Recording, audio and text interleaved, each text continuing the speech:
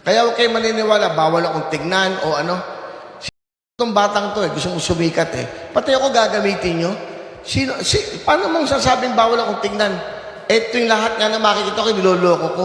Willie Revillame, nag-deny sa nabitiwang pahayag ng dati niyang intern at sinabing fake news ito. Binasag na nga ng veteran TV at game show host na si Willie Revillame ang kanyang katahimikan tungkol sa isang viral na kwento na kinasasangkutan ng isang dating intern. Itinanggi niya ang mga paratang na ito na nagsasabing siya ay isang diva sa pag-uugali at sinabing ang mga akusasyon ay fake news. Unang lumabas ang kontrobersya noong isang linggo matapos lumabas sa podcast na walang edit-edit ang isang nagpakilalang dating production intern ng programa ni Willie na si Diego Perez. Sa panayam sinabi niya noong panahon niya sa variety show na Wawawi, mahigpit na ipinagbabawal ang mga staff at interns na makipag-eye contact kay Revillame. Kapag nasa studio ka, huwag mo siyang lapitan. Kung mag-cruise ang landas mo, iwasan mo talagang tumingin sa kanya. Sinabi rin niya na kapag nalabag ang no contact rule na ito, isang supervisor ay maaaring matanggalan ng trabaho, lalo na kung isang intern ang lumabag dito. Mabilis namang tinugunan ni Revillame ang issue. Tinawag ang kwento ng intern na isang gawa-gawa lamang na may layuning sirain ang kanyang reputasyon.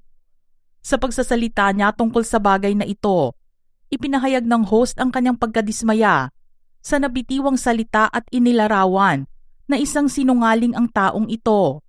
Binigyang diin din ng TV host na sa buong dekada ng kanyang karera, lagi niyang pinananatili ang isang profesional na relasyon sa kanyang mga tauhan.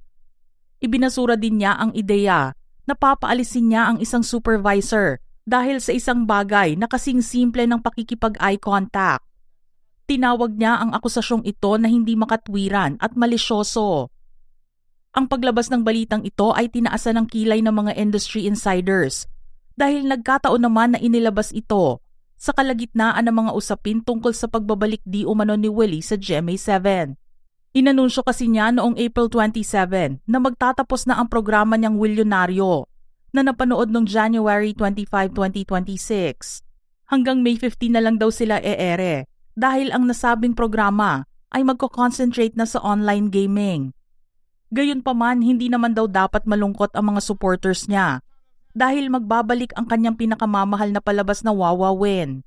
Sa buwan ng May din ito mapapanood at e-ere ito mula Lunes hanggang Biyernes. Iyon nga lang hindi pa alam kung saan ito mapapanood. Pinag-uusapan naman ang pagbabalik niya bilang kapuso matapos makita sa isang dinner na kasama niya ang GMA executives na sina GMA Network Senior Vice President Annette Gozon Valdez at Sparkle GMA Artist Center First Vice President Joy Marcelo.